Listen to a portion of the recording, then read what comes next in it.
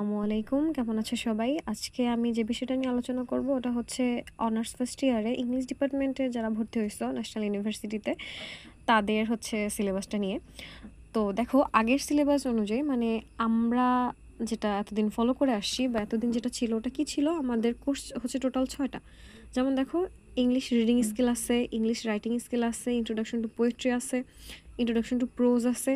আর হচ্ছে এখানে একটা জিনিস খেয়াল করো, এখানে 3টা সাবজেক্ট আছে, ইন্ট্রোডিউসিং সোসিওলজি, সোশ্যাল ওয়ার্ক আর পলিটিক্যাল থিওরি। এই 3টা থেকে একটা নিতে হয়। তো এগুলো মূলত হইতেছে আমাদের যার যার কলেজ থেকেই সিলেক্ট করে দেয়। আমাদের কলেজ থেকে সোশ্যাল ওয়ার্ক দিছিল, শুধু আমাদের কলেজ না, মোস্ট অফ দ্য কলেজ থেকেই হচ্ছে তোমার সোশ্যাল ওয়ার্কটাই দেয়। তো এই 3টা থেকে একটা, আর হচ্ছে যেটা আছে history of emergence of independent Bangladesh. তো এই যে 2টা আছে, এই 2টা হচ্ছে আমাদের বাংলা সাবজেক্ট, আর উপরে যে 4টা আছে 4টা হচ্ছে ইংলিশ। এখন নতুন কারিকুলাম এবার আসার চান্স আছে। এবার যতটা শুনলাম যে আইসিটি আর ইংলিশটা বাধ্যতামূলক করা হবে। তো ইংলিশটা হয়তো গ্রামার বেসড হতে পারে, কারণ এখানে দেখো এই যে আমাদের reading skill, writing skill, poetry, pros যেটা আছে এগুলো হইতেছে, হ্যাঁ গ্রামার আছে, টুকিটাকি তো আছে অবশ্যই, কিন্তু অনেকের ধারণা থাকে যে পুরোপুরি হয়তো গ্রামার বেসড, কিন্তু না, পুরোপুরি গ্রামার বেসড না। এখানে হচ্ছে ধরো কবিতা আছে, গল্প আছে, তারপর হচ্ছে বিভিন্ন ধরনের জিনিস থাকবে। তারপর রাইটিং পার্টে হচ্ছে কিছু পাবা, প্যারাগ্রাফ, অ্যাপ্লিকেশন, লেটার, এইসব। আর বিভিন্ন ধরনের কোশ্চেনও আছে।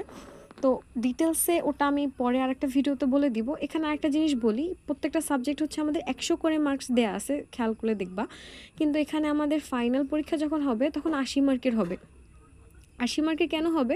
কারণ এখানে হচ্ছে তোমাদের কলেজে ইনকোর্স পরীক্ষা হয়। তো ওইখানে হচ্ছে তোমার 20 মার্ক করে যাবে ইনকোর্সে। তো এখানে 6টা সাবজেক্টের হচ্ছে 120 মার্ক, এই 120 মার্ক কলেজ থেকে দেয়া হয়। তো এখন বলতে পারো যে এই যে 20 মার্ক এটা কিভাবে দেয়া হয়? তো অনেক সময় দেখা যায় এটা 15 মার্কের একটা পরীক্ষা থাকে আর 5 মার্ক অ্যাটেন্ডেন্স, প্রত্যেকটা সাবজেক্ট এভাবে হয়। তো 120 মার্ক ওভাবে যাবে।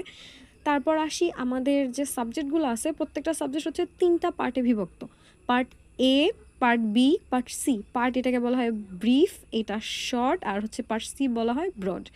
তো ব্রিফে হচ্ছে আমাদের 12টা থাকবে 1 মার্কের কোশ্চেন, এখান থেকে 10টা আনসার করতে হবে।